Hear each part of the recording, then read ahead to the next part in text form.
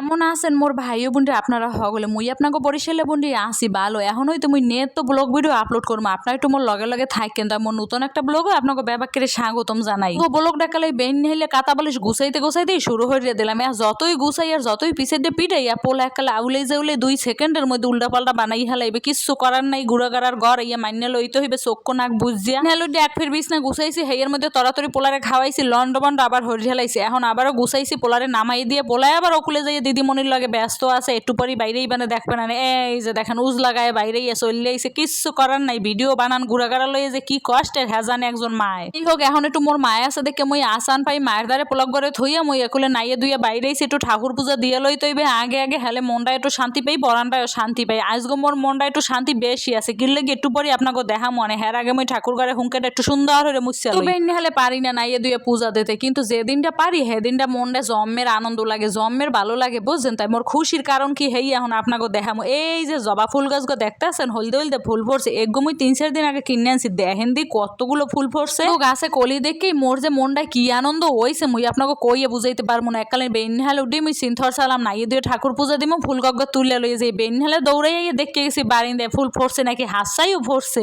এই বাসার বারিন্দা দুহন সুন্দর আছে কিন্তু হাজাই গোছাই রাখতে পারি না এই ফুল ও পোলায় যদি দেখতেন কোন সময় হিরডে লই যেতে আনে হ্যাঁ ঠিক আছে না আর মোর এই বাগান বিলাস ফুল গাছটা দেখেন দি বাগান বিলাসের কি সুন্দর যে ফুল হইছে মুই জম্মের খুশি এই গাছটা লইয়া গাছটায় প্রথমে ফোরছেলে যাই সাদা খালি ফুল মোর মনটায় কষ্ট হয়েছিল আহা গো সাদাই খালি ফুটবে আর কিছু ফুটবে না হেয়ার পর দেখি কি 2 কালারের ফুল ফোরছে জম্মের খুশি মুই তো পূজা দিতে মুই চলে এসেছি ঠাকুর ঘরটা সুন্দর হয়ে একটু মুইসা ঠাকুর ঘর স্নান করা মো হেয়ার পরে পূজা দিই মোর এই ছোটখাটো ঠাকুর ঘর মোর পূজার ব্যাপার সামগ্রী নাই ও বুঝছেন হেয়ার মধ্যে মুই ভক্তি দিয়া ঠাকুরে যতটুকু পারি পূজা করি আসলে পূজার হওয়ার এরকম সময়ও মুই পাই না কইলে ভুল হইবে পোলারে লইয়া পারি না কারণ এই যে মুই পূজা দিতে আছি মায়ে ওদিকে হারে লইয়া বইয়ে রয়েছে নাইলে হে আইয়া যে কত কিছু হরতানে কোলে উঠে বইতে আনে মাথায় উঠে বইতে আনে এটা ধরতেন ওটা ধরে টান মারতে আনে মানে এতে কি পূজা দেওয়া যায় কয়েন কি আর হর মোর একলা সংসার ভগবান বাসাই রাখলে পোলা বড় হইলে মুই শান্তি মতো একটু পূজা দিমো বা ঠাকুরের আসন সুন্দর করে সাজামো মোর মনে ইচ্ছা আছে এখন তো কিছুই পারতেছি না তাও যা পারি ভক্তি পূজাই দিই কইতে গেলে মুই ধরছি এখন হয়তো একটু রবিবার আর বৃহস্পতিবার নিরামিষ খামো বৃহস্পতিবার লক্ষ্মীমার ঘট বসাই তো খুবই মনে চাই কিন্তু লক্ষ্মীমার ঘট বসাইতে প্রয়োজনীয় যে জিনিসপত্র হ্যাঁ ব্যাবাক মোর দ্বারে নাই হ্যার পরে বেলপাতা টেলপাতা কোথায় মুই পামু